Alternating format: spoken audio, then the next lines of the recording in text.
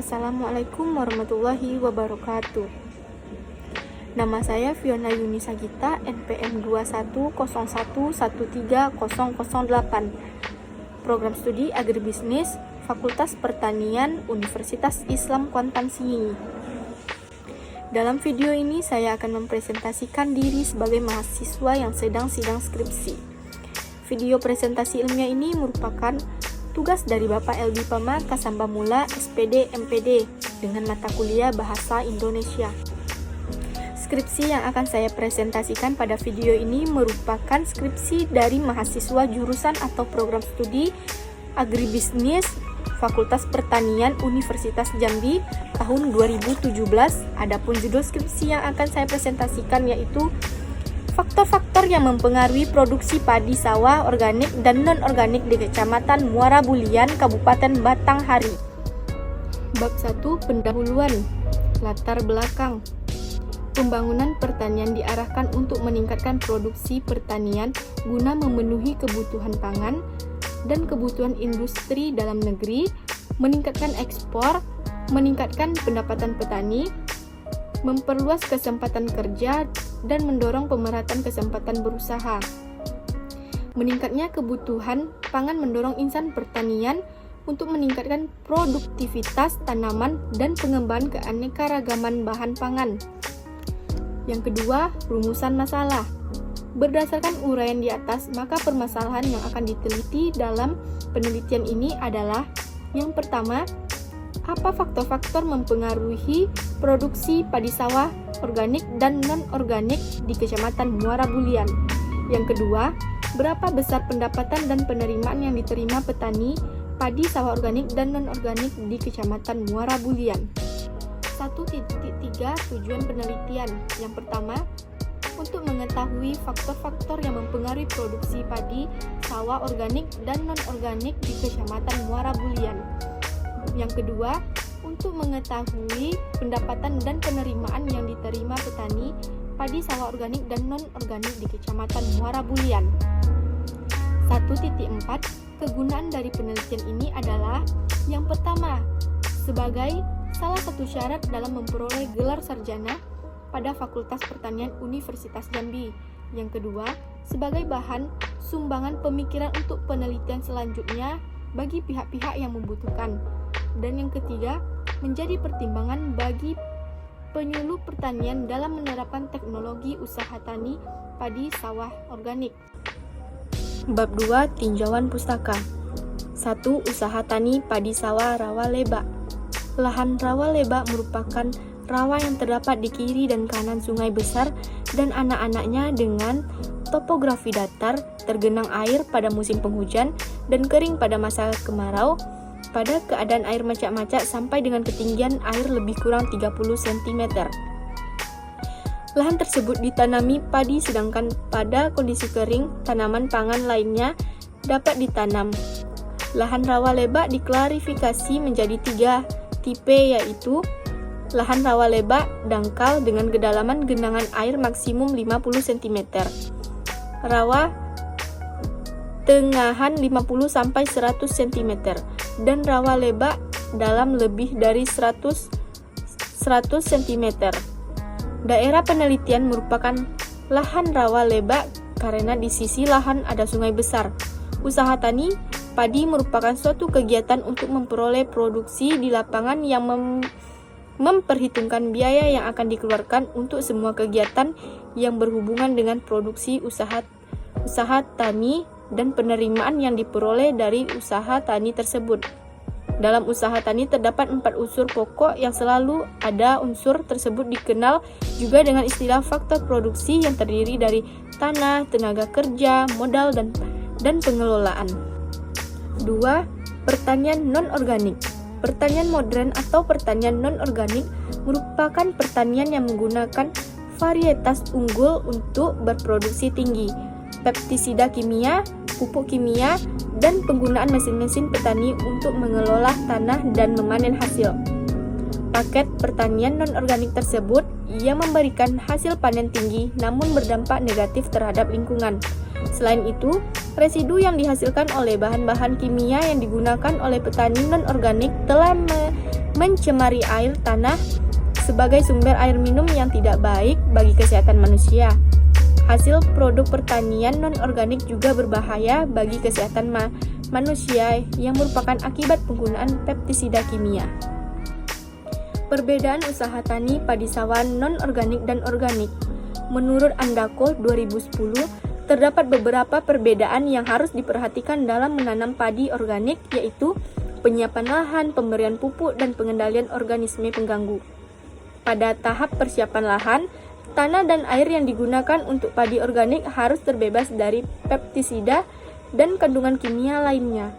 Pada tahap ini, petani melakukan pengelolaan lahan sawah dengan cara membajak menggunakan traktor dan kerbau. Pemberian pupuk kandang pada usaha tani padi organik dapat dilakukan dengan cara ditebarkan merata keseluruhan permukaan lahan.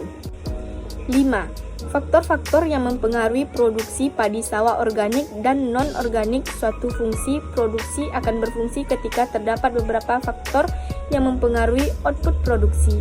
Dalam praktek, faktor-faktor yang mempengaruhi produksi dibedakan menjadi dua kelompok, yaitu faktor biologi seperti lahan pertanian, di mana dalam hal ini penelitian ingin melihat luas lahannya, seperti bibit, pupuk, obat-obatan. Yang kedua, faktor sosial ekonomi seperti tenaga kerja, tingkat pendidikan formal, dan biaya. 3.1. Ruang lingkup penelitian. Penelitian ini akan dilaksanakan di Desa Malapari dan Desa Pasar Terusan, Kecamatan Muara Bulian, Kabupaten Batanghari.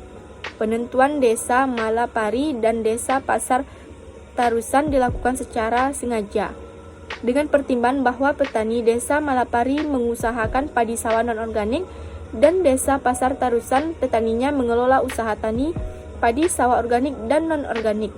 Adapun data yang dibutuhkan dalam penelitian ini yaitu yang pertama, identitas dari petani sampel atau responden, yaitu meliputi nama, umur, status pendidikan terakhir, dan jumlah anggota keluarga. Yang kedua, data yang menjadi faktor-faktor yang mempengaruhi produksi padi sawah organik yang meliputi luas lahan, benih, pupuk, pestisida, tenaga kerja, biaya, dan pendidikan formal. Ketiga, data lain yang mengandung dan diperlukannya dalam penelitian ini. 3.2. Sumber dan metode pengambilan data. Jenis data yang digunakan dalam penelitian ini adalah data primer dan data sekunder. Data primer adalah data yang diperoleh langsung responden berdasarkan pernyataan-pernyataan telah disiapkan. Data primer dalam penelitian ini diperoleh dengan menyebarkan kuesioner kepada petani padi sawah organik yang berada di Desa Pasar Terusan dan petani padi sawah non-organik Desa Malapari di Kecamatan Muara Bulian. B. Data sekunder. Data sekunder yaitu data yang diperoleh data referensi, laporan hasil penelitian, ataupun berbagi bentuk informasi dari instansi yang ada kaitannya dengan penelitian ini dengan cara mengutip dan mengadakan studi pustaka dari buku-buku berhubungan dengan masalah yang diteliti. 3.3. Metode penarikan sampel. Penelitian ini akan dilaksanakan di Kecamatan Muara Bulian yang terdiri dari 20 desa.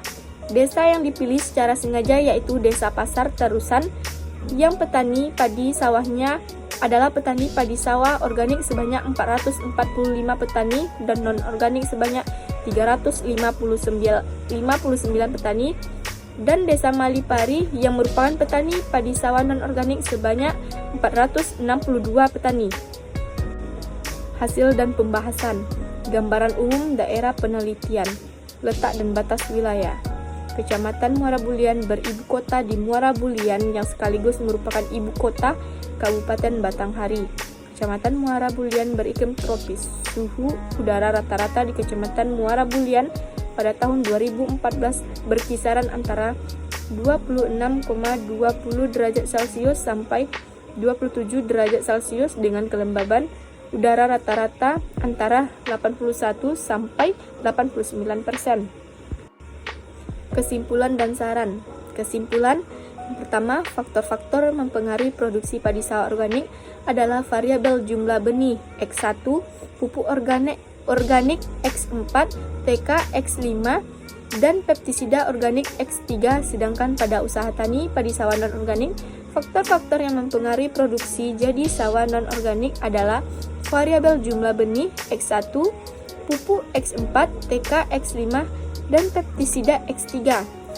Yang kedua, rata-rata penerimaan yang diterima oleh petani padi sawah organik adalah 21.402.500, sedangkan petani padi sawah non-organik 16.654.761. Pendapatan yang diterima oleh petani padi sawah organik adalah 17.879.913,6. Sedangkan petani padi sawah non-organik 13.089.941,3.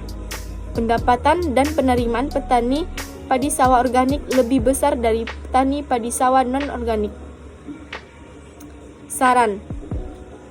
Yang pertama, usaha tani padi sawah organik sangat menjanjikan dihadapkan petani di daerah penelitian dapat teralih ke padi sawah organik. Yang kedua, agar dapat menjadi bahan pertimbangan bagi penyuluh, penelitian maupun perangkat desa di daerah penelitian untuk dikembangkan padi sawah organik. Demikianlah presentasi skripsi dari saya. Lebih dan kurang saya mohon maaf. Wabillahi taufiq wal hidayah. Wassalamualaikum warahmatullahi wabarakatuh.